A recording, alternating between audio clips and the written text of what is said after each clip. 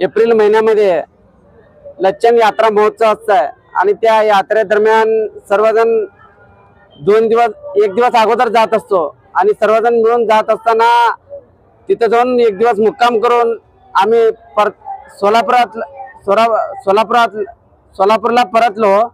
ज्यावेळी सोलापूरला परतत असताना टिकेकरवाडी स्टेशनच्या अगोदर 3-4 किलोमीटर पाठीमागे डावीकडेच्या बाजूला खिडकीतून भरधाव वेगाने एक दगड आला आणि ते दगड येऊन माझ्या भावाच्या मुलीच्या डोक्याला मार बसला आणि त्या डोक्यातून रक्तबंबाळ वाहत होता। माझा मोठ्या भावाने डोक्याला हात पकडला आणि हात पकडून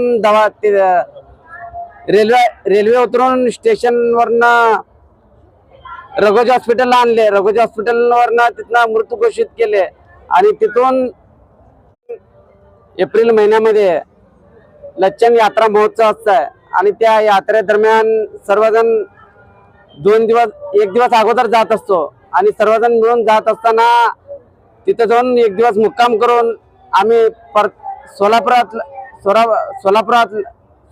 परतलो। ज्यावेळी सोलापूरला परतत असताना टिकेकरवाडी स्टेशनच्या अगोदर 3-4 किलोमीटर पाठीमागे डावीकडेच्या बाजूला खिडकीतून भरधाव वेगाने एक दगड आला आणि ते दगड येऊन माझ्या भावाच्या मुलीच्या डोक्याला मार बसला आणि त्या डोक्यातून रक्तबंबाळ वाहत होता।